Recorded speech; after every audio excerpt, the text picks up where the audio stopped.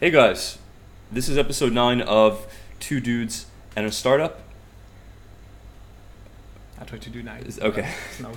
I don't know if that was like a gang sign or a 9 sign. And this episode is all about growth and growing pains. So our businesses are growing and, that causes certain uncomfortable situations. So we thought we would talk about that and how we're handling it. Yep. Would you like to start? This is something. This is your idea. This episode. Yeah, it's mine. So we're thinking like as we grow, actually working at growing your business, and I see the kind of the same thing that happened when I was working with my own business back in France with the agency, which is another model of business. Like it's not like online stuff, whatever. And I was thinking like, I think it's the same thing that happened with every other business. Is you start like a small business, you have a certain amount of customer, you get a certain amount of money, and everything is cool, everything is okay.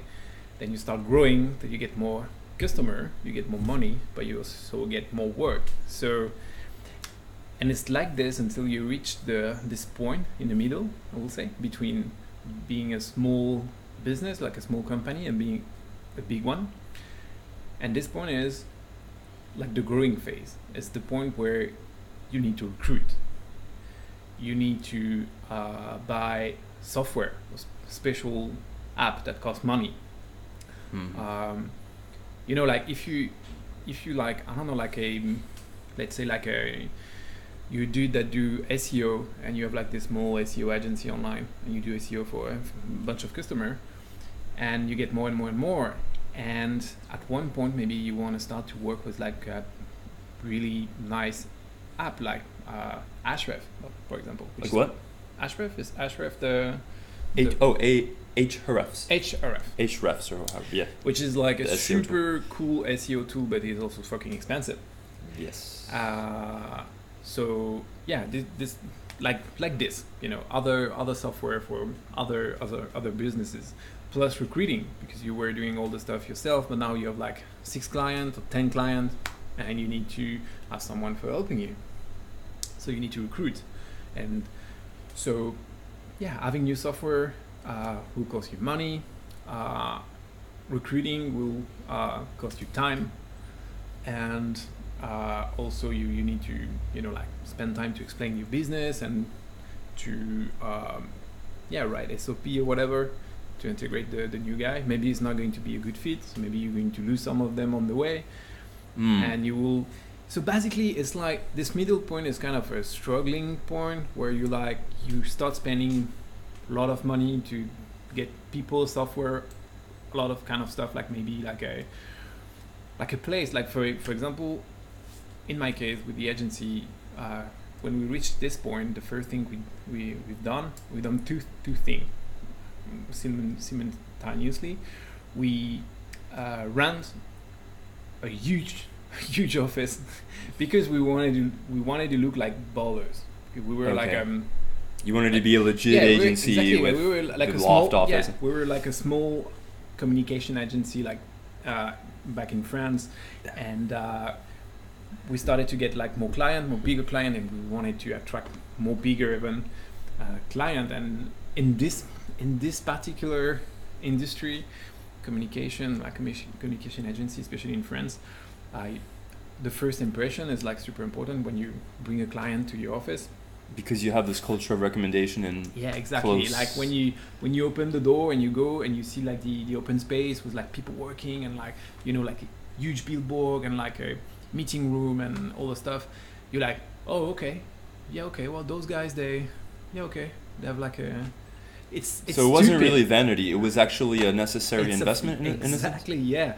It's a big difference because it's not make us more competent. We were competent already. No, it was the facade of a... It's honestly our very first office was a coffee. So we set up the company, the website, and the first... Coffee shop. Everything. On the coffee shop in France. Then our second office was at my apartment. We were working in my apartment. Our third was the old apartment of my business partner, Alexi. So he moved to another apartment, and we keep the first one was a studio, and we just rearrange it into like a small office. And yeah, if you're a customer with a €100,000 budget communication, online communication, and you see your website and you're like, a website is completely virtual, you know, like you're like, oh man, no, this website is amazing. Oh, okay, those guys, they know what they do, or they work with this client, okay, cool. Set up a meeting. Then you end up on a small studio with two dudes, and it's look like a studio, yeah? It's look like an apartment that they just use for work. And you'll be like, do I really want to spend my money with those guys? Even if you're good, you know, it's stupid, you know. But it's the way it works in this particular field, like communications, like this. Do you think that was a limiting belief for you guys, or was that an objective fact that you observed? Because there had to be guys who didn't make that pretension of. Honestly, if I look at it now, I think like the value we had at the time was. We were the first agency doing on like pure online marketing. We were the first agency doing community management. Like nobody, like in 2000 we opened in 2009. Nobody in France was knowing about like community management. They were like, what the fuck is community management? Because we were like 10 years beyond the States. I have a question. What the fuck is community management? Well, I believe like everything is inside the word. The job is to manage online community. So, and it's a vast job, because it depend the brand. You can have a community manager who will only manage like a Twitter account. A community manager will manage or a community manager will manage like a forum with like thousands of people in it. So you can manage the social media, you can manage the forum and stuff. You can even manage the inside network of a big company. So it will be just like an internal network kind of stuff. It's very interesting. It's an idea of. Yeah, completely. Because now everything is online. Like community management is pretty much everything. Like if you buy anything, you do everything online. So you will buy something, you will go on Google and type like, okay, I want to buy like a new keyboard. Okay, so keyboard for Mac OS. Boom, and you will look online what it is. You find maybe one keyboard from like a brand. I buy a new one from Logitech. I'm very happy with it. And the first thing I've done is to just look after it. Well, the job of the Logitech community manager will be to just look online for everything that happened around the brand Logitech, and just be present, answering questions. If someone posts something on Twitter, say like, oh man, I buy this from Logitech and it sucks, it's so bad. Well, the community manager should see it, contact this person online and start a conversation with them. Stuff like that. You know? It's the community manager is usually over when someone is up to you. Under the marketing director or the communication director in the company. So they will set up at the beginning of the year the direction of the communication for the year. Like, hey guys, we want to focus on our video stuff. And so it will be webcam and whatever, and blah blah blah blah blah blah, and the community manager will work on that, following the direction, whatever. In 2009, nobody were knowing what community management is in France, and so that was our really value at the time, and it was your unique ability, value proposition. Unique value proposition, exactly. Unique selling proposition. Yeah, value selling, whatever. Yeah. We were the only company in Bordeaux, and in France there's not so many doing that. So, and we really build our reputation around this, and we were doing a good job, and we had a good reputation, and we could stay in this apartment, and client will continue to come to us because they will they will hear about us from other customers, happy customers. And you Right, have to work right. with those guys because they're good, they know what they do. Yeah. And you will come, and we will be, I think at the time, we will be able to overcome any like first impression about the place we were working from. But Especially if you had a good recommendation that yeah, exactly. brought the client. But we were, you know, man, we were young. We were just like, we were successful, and we were like, oh man, we wanted like a fucking Yeah. big baller place, and yeah, I think it was kind of a mistake. I think at the time, Because it was a lot of money, wasn't it? oh dude, yeah, we tripled Tripled your costs. the cost of the office, because we run this super nice open office in the old factory, like super Okay. startup style. Very hipster. And, yeah, and we have to redo everything inside, like repaint the wall, and Mhm. redo the floor and stuff like that. Plus by office, by a new computer, like super iMac 27 and stuff like that. Yeah. So we do that at the same time. We recruited our first employee and some interns, Yes. so that we're more spending, and it was looking cool when you go into the office and you see like Alexi and I and like 2 or 3 other people working. It's like, yeah, cool. Oh, they have a staff. Good. Yeah, exactly. Yeah, they have a staff, and they have like a meeting room, but also something like we really want to have, you know. Mhm. Because in the studio it was like a duplex studio. Like when we had at the meeting, we would just like go upstairs and we had like a small table and we had the Oh, meeting nice. there. But on the new place, we have this super big meeting room. It was so stupid. We were like, oh man, yeah, we have a fucking meeting room. That's so stupid. Every time we wanted to do something, we were like, hey guys, we should talk about this. Hey, let's go to the meeting room. Just for the sake of using it. Yeah, okay, whatever.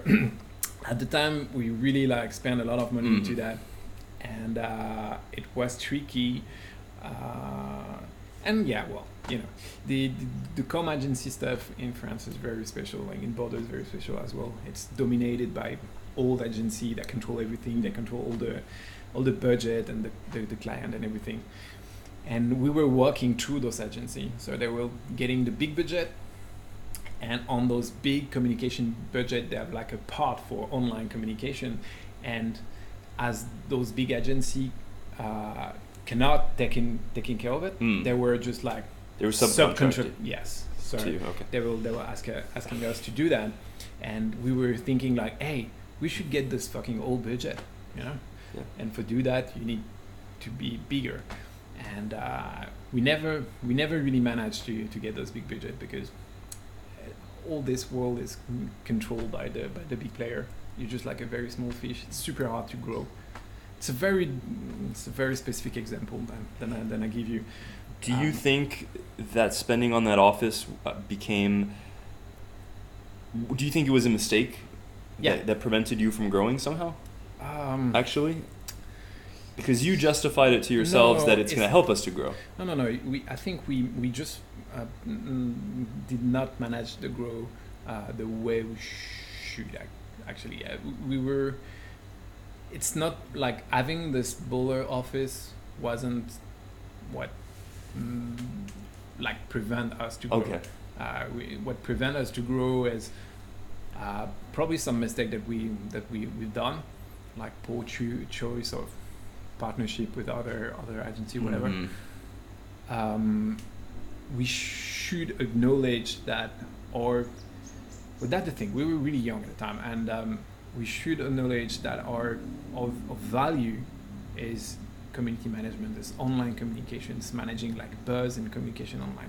And we're really good at it. We should like focus on that 100%, do great job, work with all those agency, accept the fact that we're a subcontractor and it's okay, and get good and be buy out. Yeah, I was going to say that Yeah. would have poised you perfectly for a strategic acquisition. Yeah, but we were young. And it was such a niche thing, and you guys Yeah. cornered it. Yeah. Yeah. This is exactly what we should be done. And we were just too young and too It was fun though. It was a great experience. And Well, you were pretty young, right? You were 3 or something, 24? Dude, I wish it was. I wish it was. I was 29. 29 already. Yeah. But When did you graduate from college? Mhm. How old were you when you graduated from college? 23. something, 22. 22? Yeah, I think. So you just took your time, like, with your career stuff? Dude, yeah, I mean, yeah, you can Trying say to that. be polite about it. Yeah. And yeah, because I never planned to, I never really planned to work online. It just happened. I just followed the flow. That's it. But yeah, so at the time, yeah, it what happened.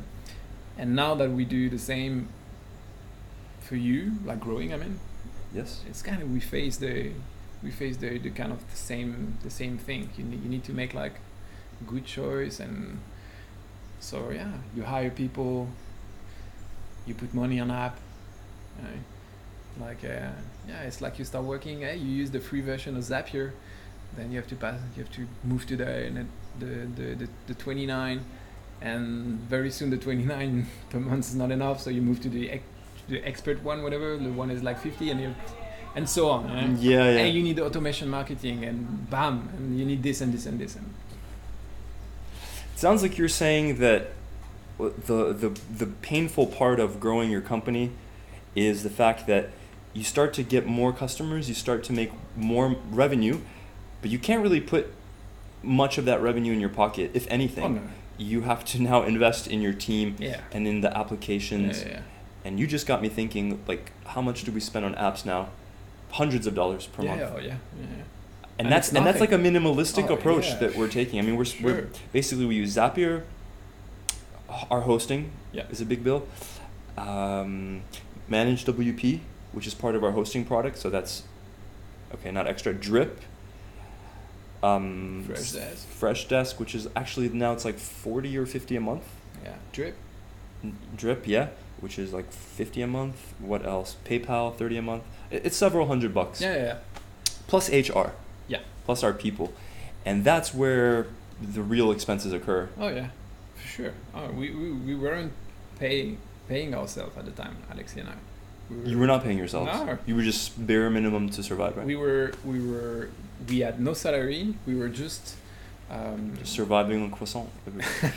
no, we were using like an accountability kind of stuff that you can do when you're a business owner. We were basically, I don't remember the name of it, but like time to time we were getting money from the company, but it was was under 1,000. It was really nothing. We were really spending the whole money into the company. I think at the time, what would be amazing? What would that be amazing? Nice. Is a mentor. Oh man. Someone with the knowledge and the willing to help as well, because it's take time. Oh, for sure. That was just like, okay guys, I've been through there. Let me give you some advice. It would be amazing. That's. I don't even know if we were at the time if we just listened to this guy, we're probably like, oh dude, seriously, that's okay, bro. We manage it. Yeah. Because you have such a big ego. Yeah. You're successful. It's working. This guy shows up, say, "Hey guys, can give you some advice." And you're like, yeah, sure. That like naivete and that it's not confidence. It's arrogance and. Oh and, yes. And that goes away quickly after you fail a few times, and then you realize that the world is full of a lot smarter people than you who've already been through the thing that you're doing now probably several times. Hell yeah. Why not just shortcut?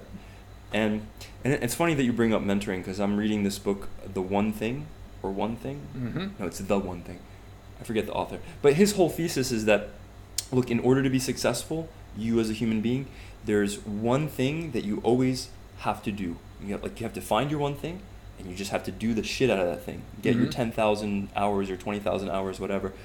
And I was thinking, well, what is my one thing? It's probably writing. So every day, no matter what, there's like 2 hours that I'm writing, and I don't care what's going on, that's always going to happen. That's kind of what he's talking about. And in one part of the book, he says, if you don't get a mentor or a coach to guide you to the next level, you're going to spend way more time. You might not even get there. Yeah.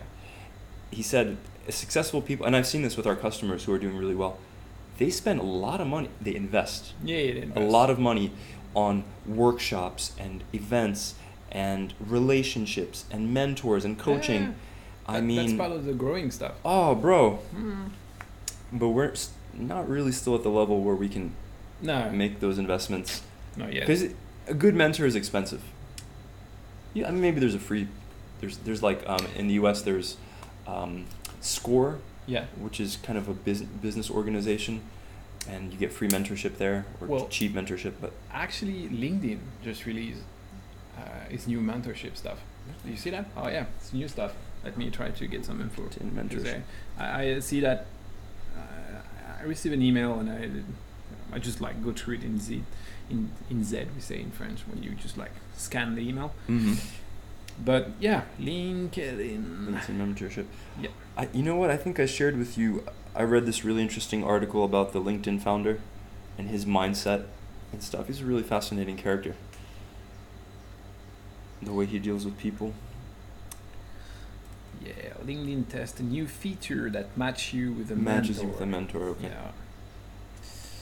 And takes a cut. Yeah, well, I'd say. Well, that's fine. Yeah, that's business. How dare you make money in business? Yeah, sorry. Well, okay. Check it out. LinkedIn mentorship. You'll find it. Yeah.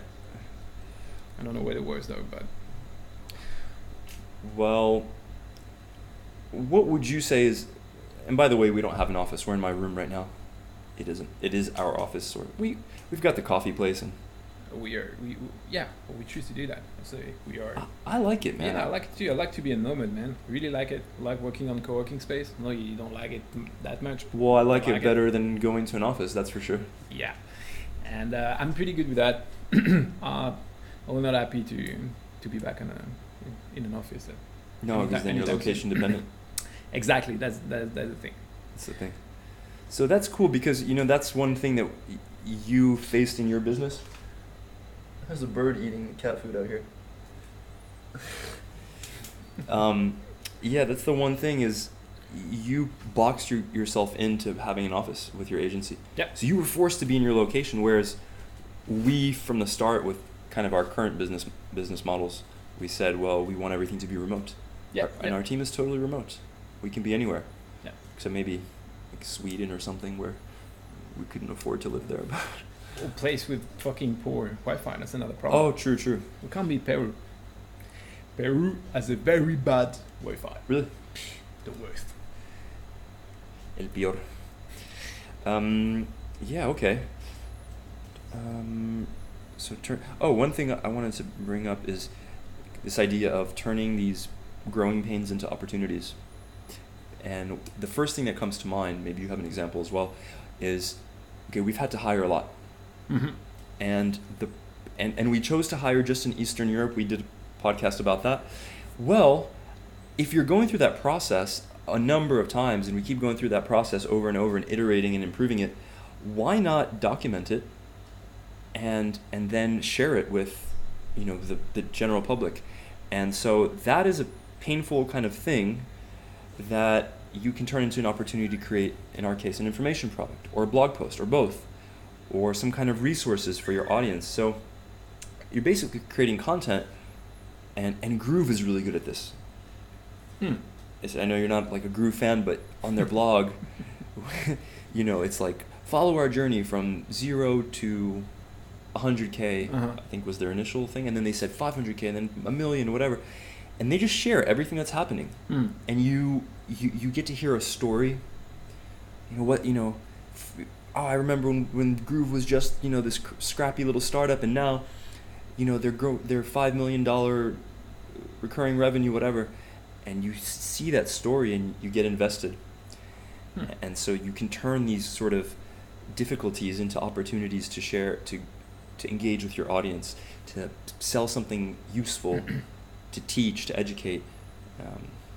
So that's the first thing that came to my mind. Yeah, sure. I agree with that. I think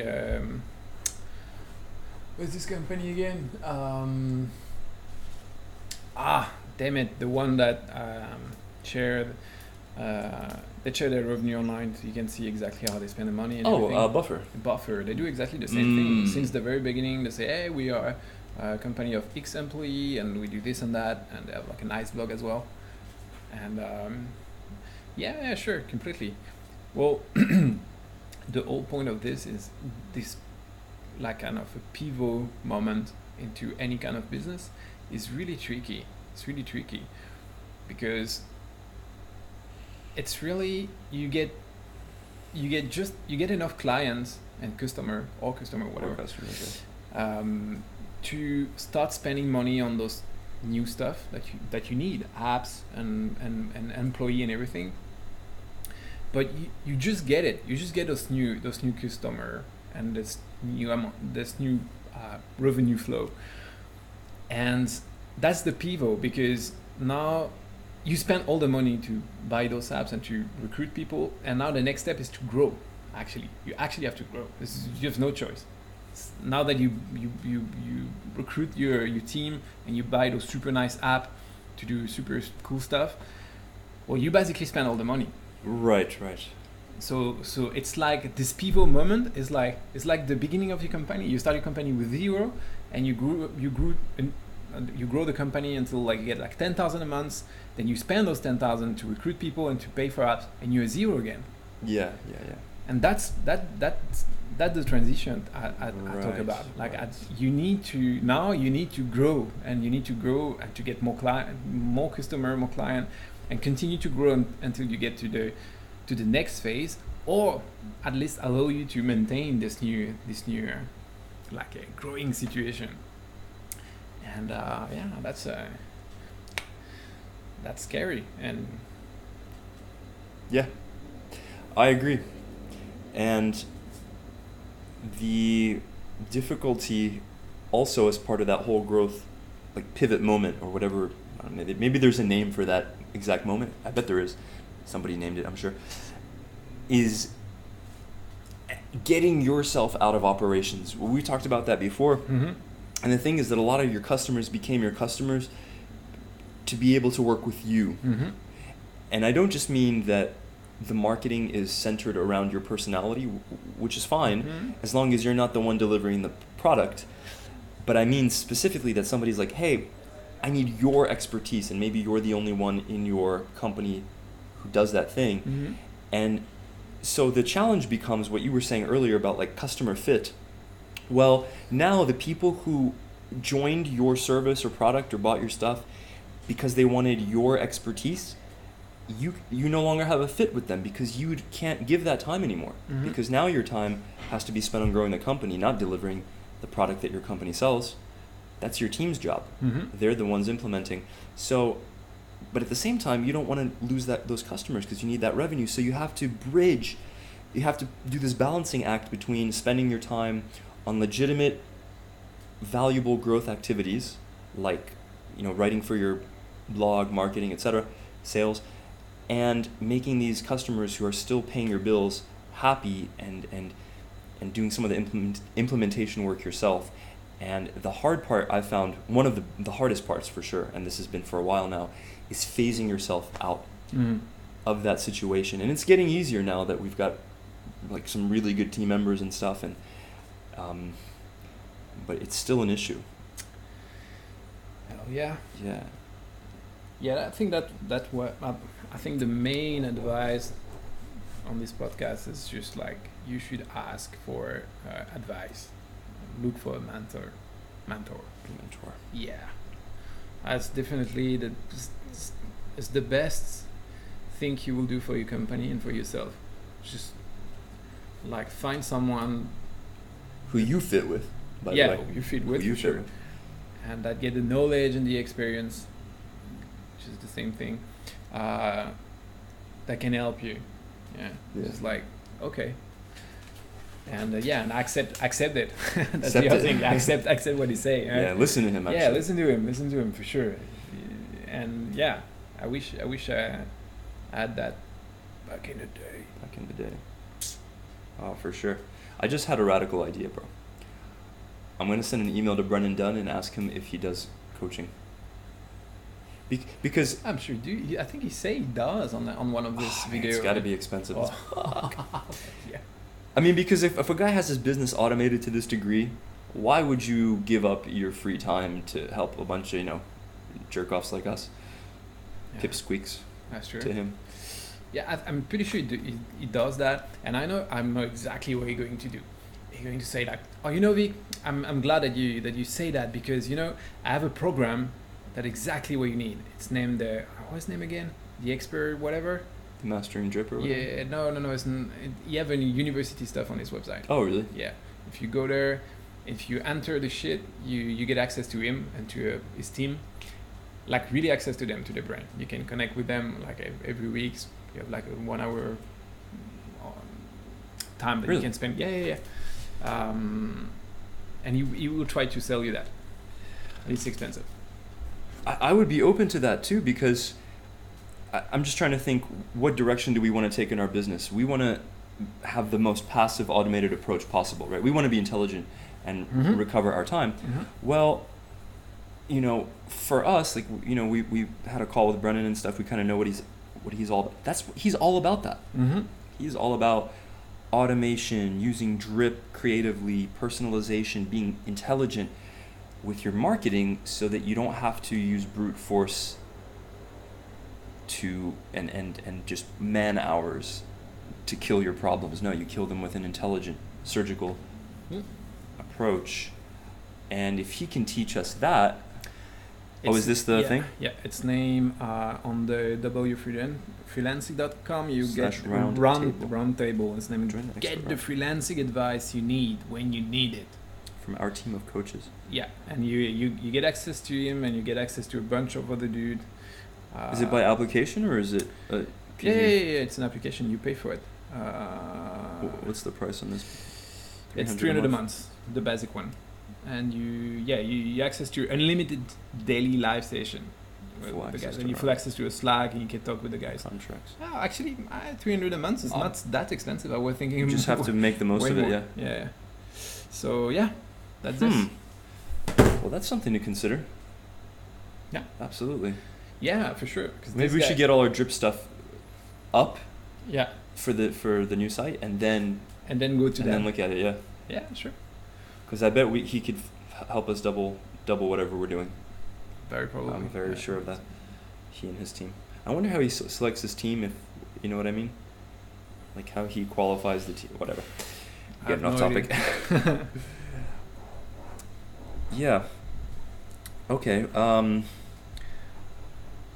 Here's an interesting question for you, and we can edit this out if it's too. If it's too personal. If it's too personal. You told me it must have been like a week ago. We were in the co-working space, and you said something like, "Man, if this new thing that I'm trying, your new project, sell your art online, if this thing doesn't work out, I'm probably gonna like stop doing this online shit." And I could see in that time that you were not in the best state of mind and stuff. Can you talk about that, like where you were coming from? Do you still feel that way? Do you kind of go up and down? Like, what's your idea about that? That's a fucking growing pain. Yeah. Like, you know what? I want to quit. Yeah. That's a growing pain, bro. Yeah. Well.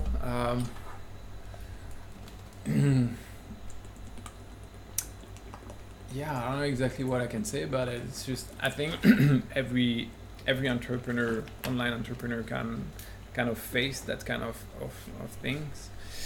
I've never felt that. I've never felt the desire to quit. Yeah? Well, it's good for you, bro. I felt like I'm not getting anywhere, and it's terrible, but I've always thought like somehow I'm gonna get there. I don't know how long it's gonna take. It's probably gonna take longer than a lot of other. Because some people, they fucking hit a home run in the first year, and it's yeah, you hate them. Come on, man. Yeah, you hate them. You're like, come on, dude. Yeah. Well, I think it's because I come from.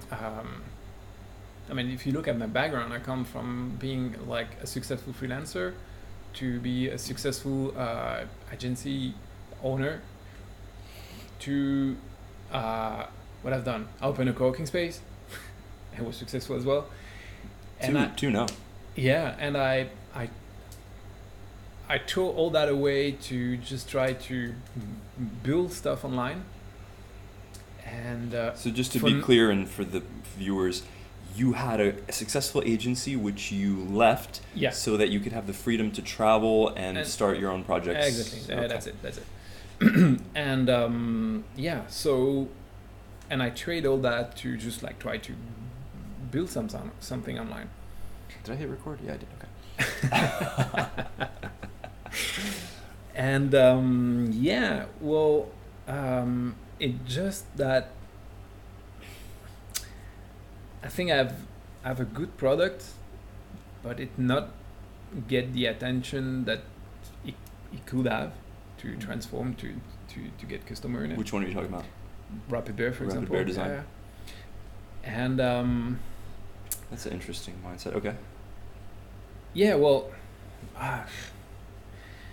it's just like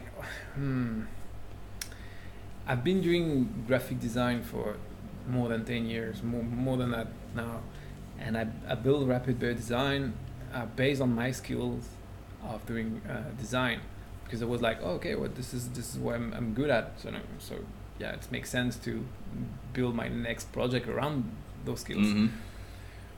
But at the end, I just like realized that I'm kind of tired to do the same thing, even if you're good at doing it. And so I've liked it for a long time, but now it's like I want to do something else, right? You're bored. Yeah, you can say that. I'm kind of bored. I want to do something that and I wake up every day and like, oh man, yeah, another day, cool. Let's do it, whatever it's going to be. Another day, cool. Yeah. But for now, it's like, oh man, another day. I don't get the passion and I'm not passion driven anymore about what I do. And do you think that your new project is more in that direction that you're looking at? Well, my new project is it's more connected with my my passion about art. Yes. And you want to talk about your project a little bit? Oh yeah, well it's still in a pipe for now, so I'm still building it. Mm-hmm.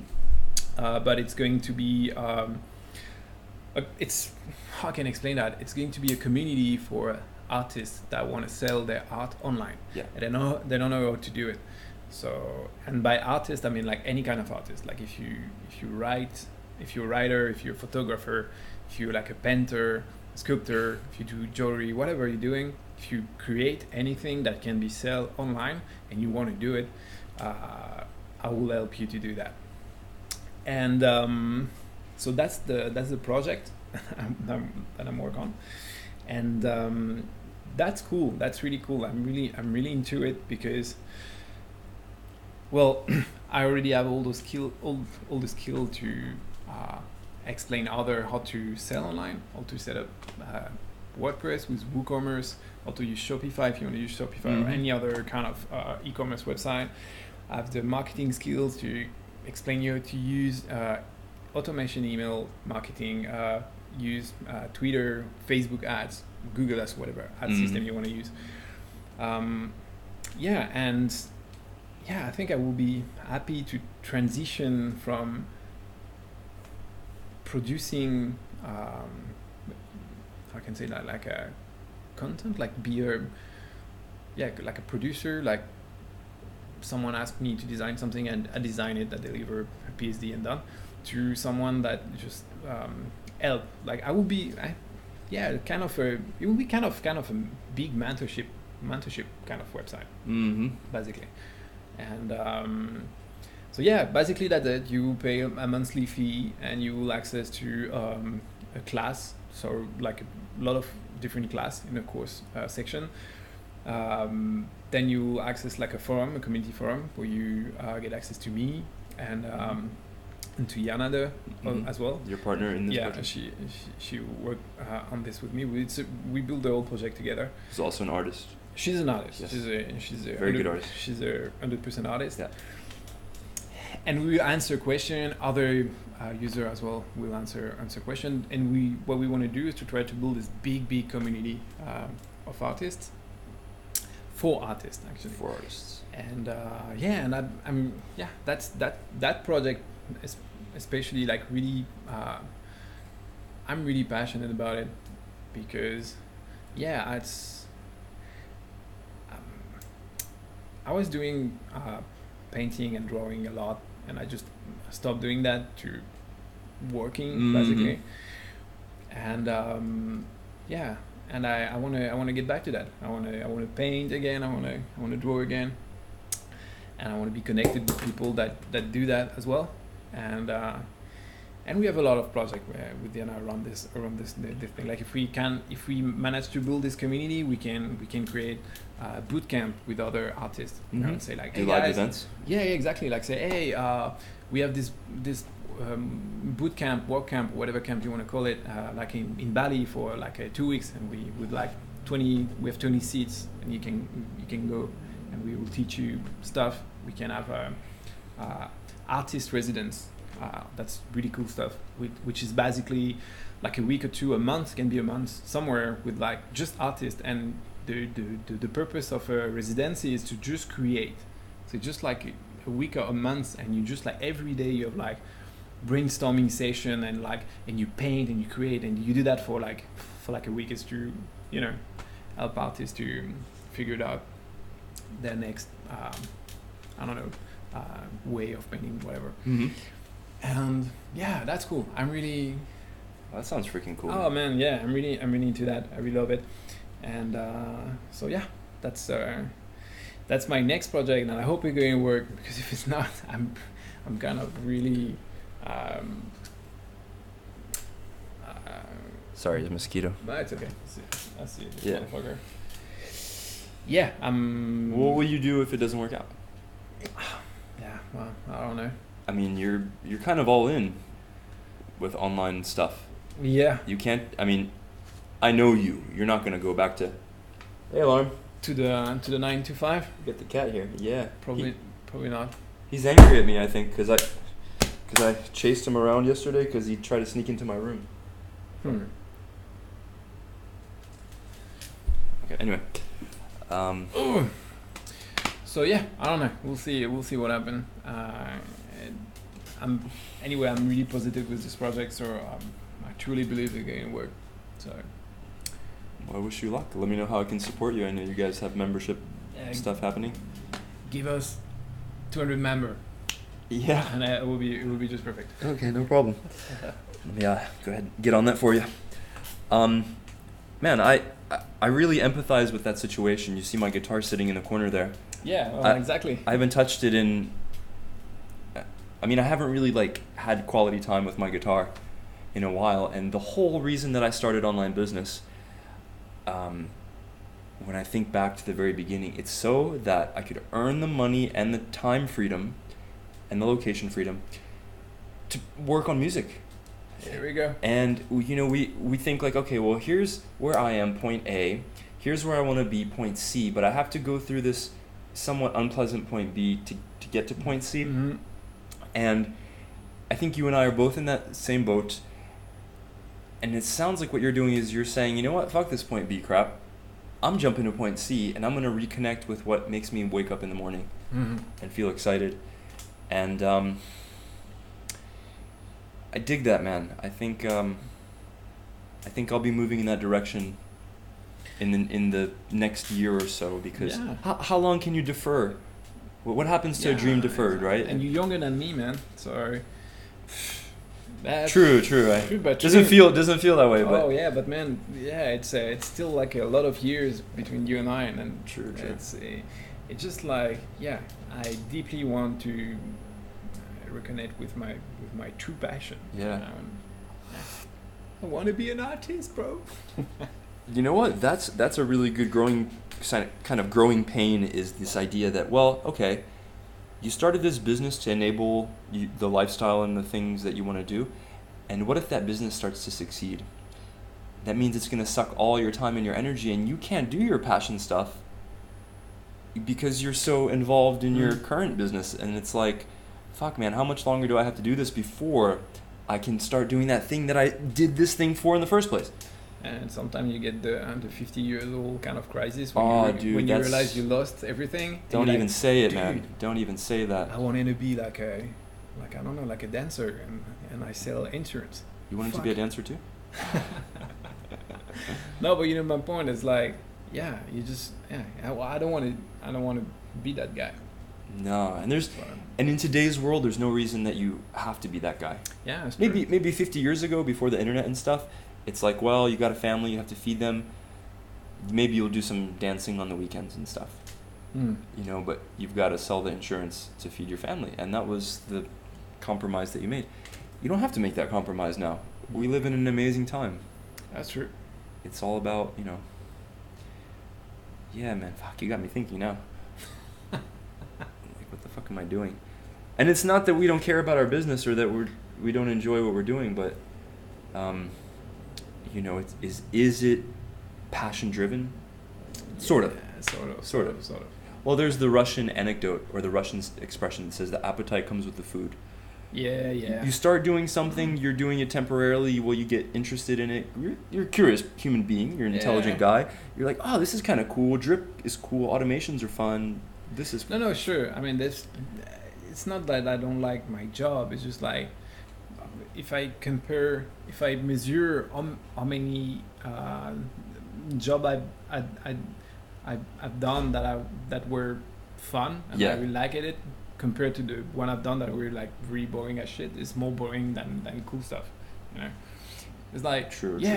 Oh man, you're a fucking graphic designer, so when you design like a website, you should enjoy what you're doing. And I'm like, dude, no. If you have a customer that say, okay, so I want a website that do this and this and this, and I completely trust your skill, you're the designer.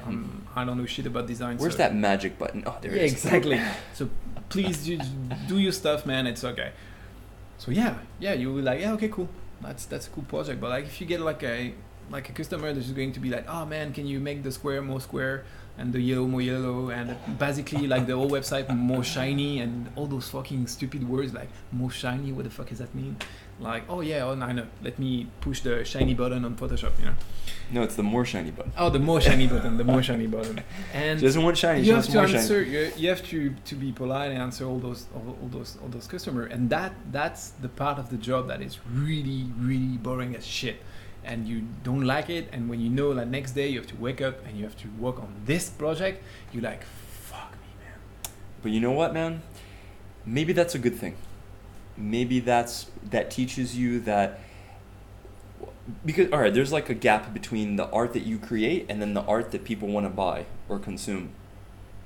And all successful artists, almost, they find a way to bridge that gap, because if you can't sell your art online or offline,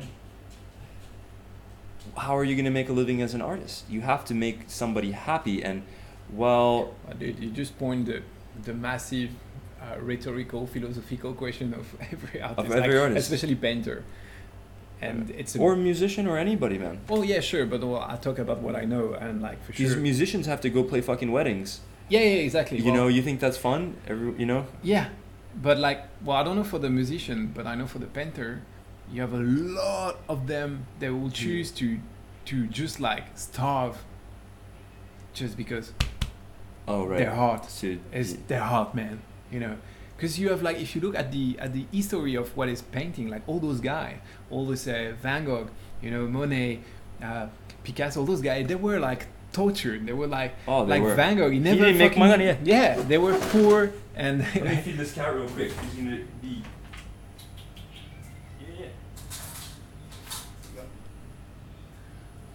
Because he can't just go to the. Duh, he's afraid because I chased him yesterday. Okay. Because he ran into my room and he has like so many fleas. Yeah, I know. I was like, alarm! And I chased after him, and he like ran away, and he didn't come back all night. And I didn't feed him because I wanted to punish him. Yeah, you're good. So yeah, a lot of those painters, they will just like, no, I will not do, I will never do mainstream. Scared him away. I will never paint what this client want. You know, that's my art. That's who I am, and it's rather you recognize me for who I am, or I will never do whatever you want. And you have a lot of those guys here in the painting kind of art. In every community. In every artist maybe it's just like musicians or if you go if you go to, so in France we have a school named Les Beaux-Arts, which is it's a fine art school. Yeah. And if you go there, you know it's like when you like fine art school, they kind of like the one in France. It's kind of like for like a business school. When you go into business school, they will tell you like, you're the best. You are the best marketer on the planet, and you're going to do this and this. Is it Jocko the teacher? For this amount of money, you're going to kick ass because you are the best. And they will teach you this whole mental whatever. Mm-hmm. Well, it's kind of the same thing in a fine art school. You're a special snowflake, and you're they will so just unique teach and you talented. That, you know, you have to do your stuff and blah blah blah. Then they will not teach you like how the real world of people that buy stuff work. And yeah, it's like, well, you know what? Yana is a perfect example. She released on Amazon like a month ago, like a draw book, like a sketchbook. Yep. And she painted the cover in watercolor herself. So she released like 2 or 3 different notebooks with different cover. Okay, maybe 4. Well, on the 4 cover, they have one that she's really proud of. She really painted with like, oh man, that's what I do. That's my heart. That's who I am. That's what I do. I love it. This is my favorite. And she painted 3 other one that were random. You know, just she proud of what she done as well. But they are like, you know, well, the result is on the 4th they have one. So the one she painted and she really love it. This is what he do. And one of the other is like a dog. Like a nice, cute dog, mm-hmm. You know, funny dog. Well, that's the one that sells the most. Yeah. And it's the one that she likes what she does, but it's like, what the fuck, you know? The one I'm the most proud, the one I really want to sell, and nobody fucking buy it. They all buy the fucking funny dog. Nobody bought it yet. Yeah, sure, of course. But like, that's the other part of being an artist is gaining recognition. Yes. For what you're good at, and you need to use fucking marketing techniques to just sell it. Yeah. But that's the point, you know. And if she at the time, if she had choose to paint funny stuff, funny dog, kid stuff, or whatever, on the 4th of the sketchbook, she probably sell all of them by now. Yeah. But you wanted to, yeah. Well, you know I understand. You see my point, yeah?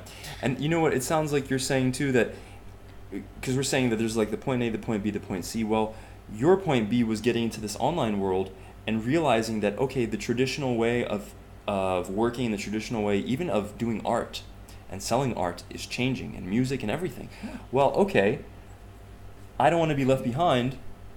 Maybe you had this in the back of your head, maybe you didn't.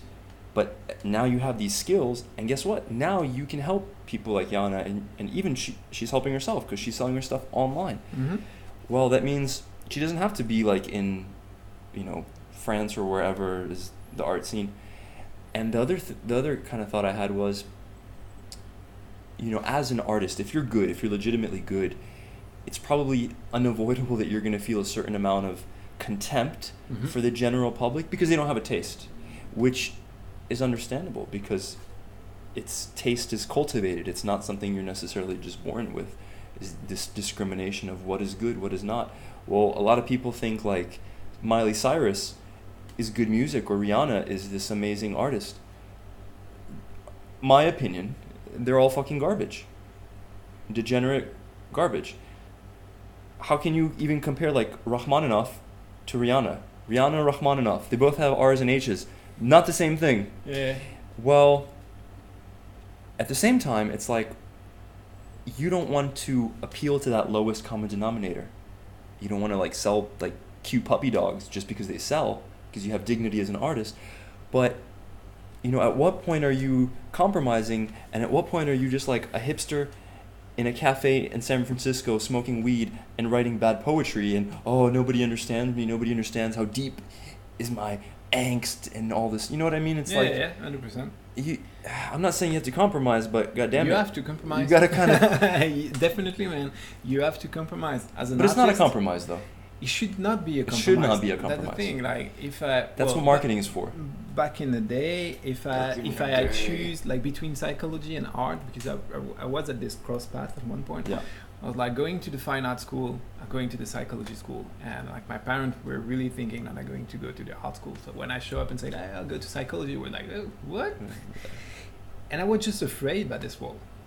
I was just afraid by it. I was like, do I really want to be like a 100% like artist? This is what I want to do, because before taking this decision, I spent like a whole summer with a mentor, like a art mentor, like a family friend that she had her own gallery, and she do art paint restoration. So she's quite successful.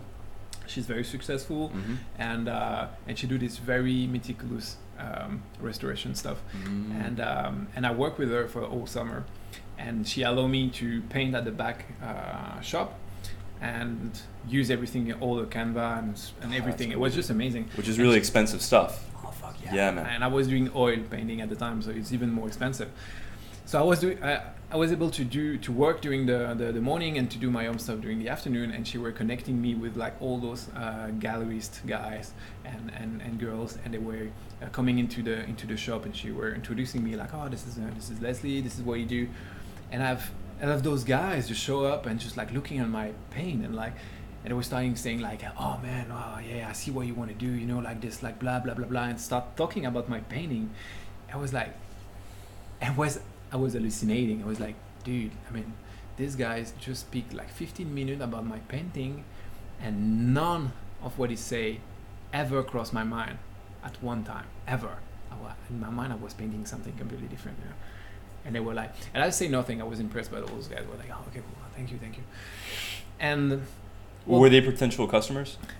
They were. Well, okay, so this is how the artist will work in the painter artist world. Yes. Like, if you want to be successful, you need a mentor. Yep. You need a sponsor. You need someone that has the money that can sponsor. A patron. Yeah, kind of. Yeah. That will pay for the Canva. That will pay for everything for you to paint. Then you will need the connection, or usually this person have the connection to connect you to a gallerist that will expose your art. Okay. And eventually you will get successful this way, because you will be introduced to the right person, and you will start getting like requests from gallery. They will say like, okay, so I want an exhibition from you, like 15 Canva for whatever, and you will create something. You will create like 15. Hey, you will get paid because you will sell those paint. Okay, and they take a commission, or what's the deal? Yeah, of course they take a commission. Okay. Yeah, they take a commission. But like a Canva can be sell like crazy amount of money. For sure. It can really be super successful. You get some rich dude who's like, this is amazing. Yeah, and what I really realized during this internship is I don't want to be. I was like reluctant to be introduced because I know someone, you know, but because my parents know this person, I will be introduced. Everything will be easier for me. And the thing is, like, I've been connected to gallerists, and I've been also connected to other artists. And I remember to be into the shop of this guy, an artist as well, and looking at what he was doing, I was like, blow away, man.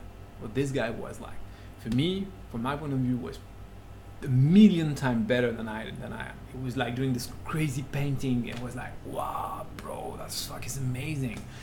And this guy was struggling as shit. He was running 2 jobs. He has no sponsor, nothing. He was paying for everything. He was a friend of my mentor at the time.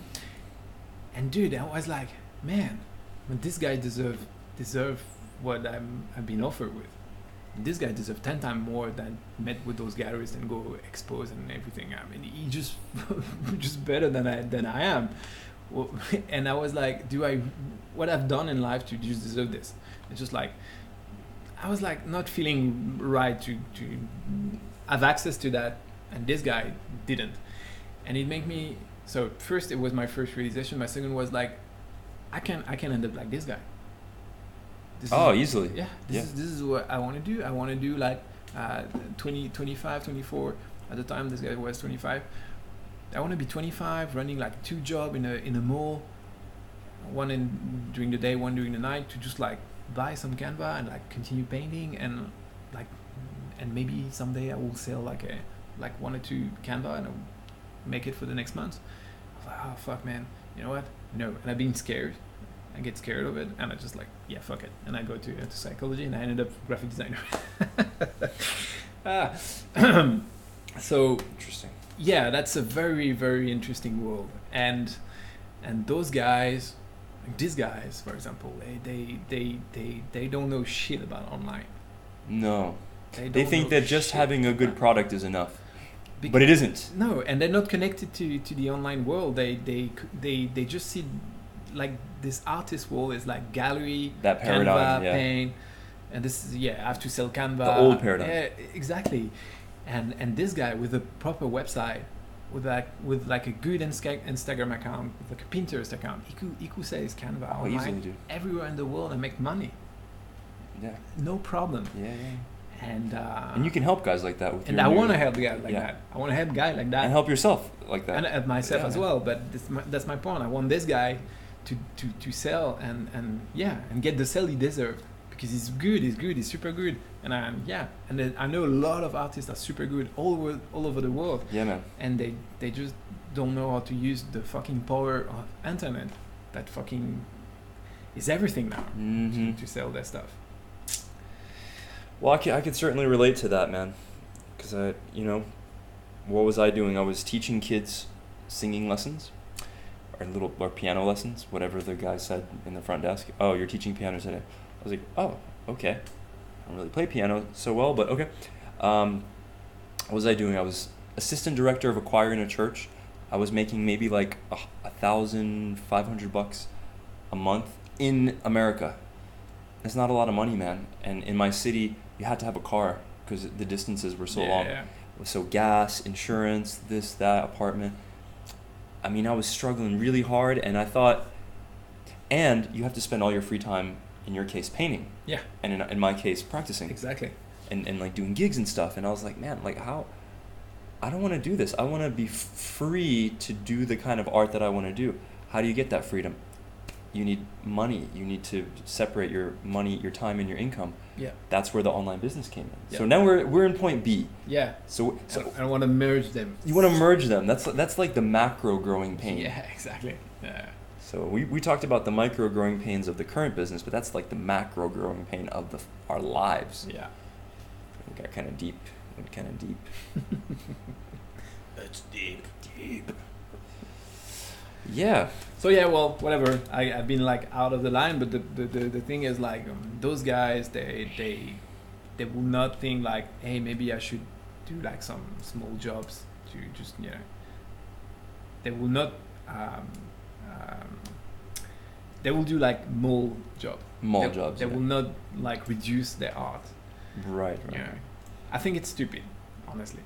I think it's really stupid. It's a bad move, and because it would just put you into this like artist cliche of like suffering. Yeah. I'm suffer, man. I'm suffer. Oh, it's And it's not terrible. fun, bro. No, but you suffer because you put yourself in this fucking No, for position. sure.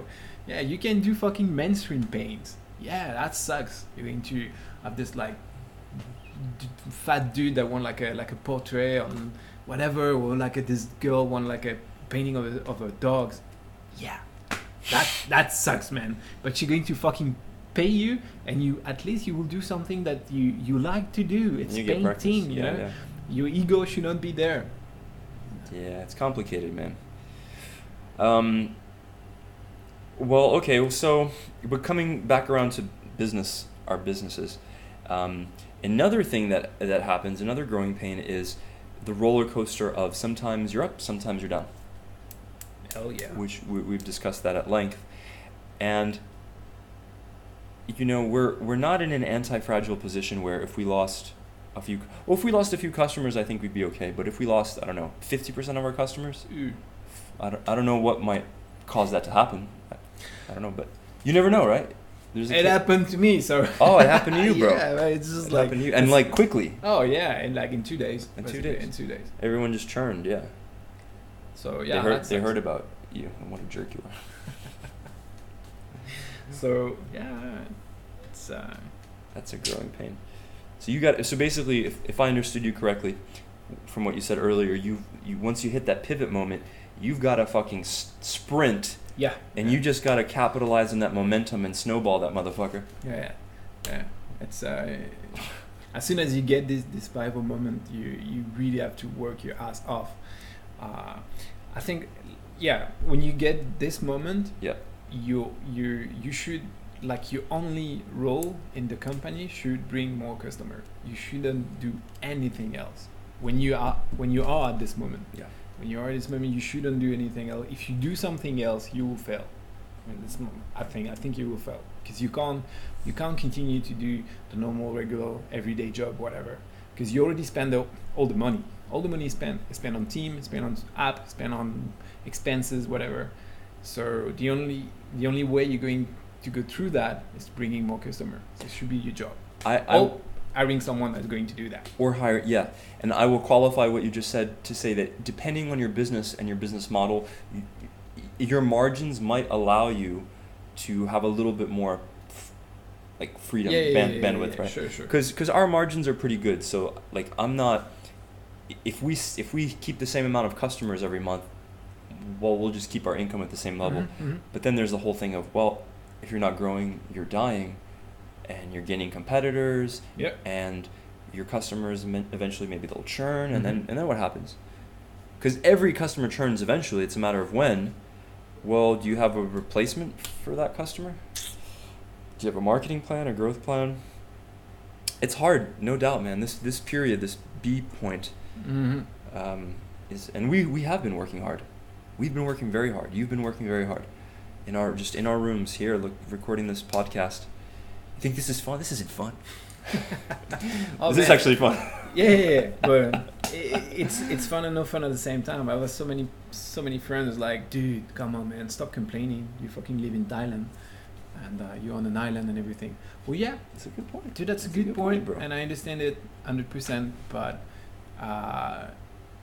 we fucking work every fucking day. Yeah. Every fucking day. I'm not sure. You may be in Bordeaux or in France or in whatever you are, and I'm on an island, sure. But dude, I work fucking every day. Yeah. Every day, wake up, boom, turn the computer on and work my ass off. Dude, like, okay, in July, because we are in August. How many times have we been on the beach? In July? In July. Twice, I think. Right? Twice. In a fucking month. Yeah. So, it's like, okay, we are in a nice place, and of course, we're not really making the most of it, is what you're saying. Exactly, because we're fucking working. You know what? True. I guess it's all a matter of perspective, isn't it? Because, okay, we're not going to the beach every a few times per week. That would be ideal, right? Three times per week. That'd be nice. That'd be nice. But check it out. We hit the sauna like once a week. Get a nice sauna session, nice steam, nice ice bath. We train. You kind of took a break from, but you're still lifting weights and stuff, so you're still training. What else? We got nice food, decent air. Like, all things considered, if we just take the time to be grateful and appreciate, even if as we're going through these growing pains, it's all good, man. Well, it's better to have growing pain on a tropical island, to have growing pain on a fucking in Siberia or some Siberia shit. Or some shit. Exactly. This sucks. I could beat. Well, okay. Well, I think we pretty deep all around the subject. Yeah, it was quite a natural wrap up. Yeah. Okay. An hour.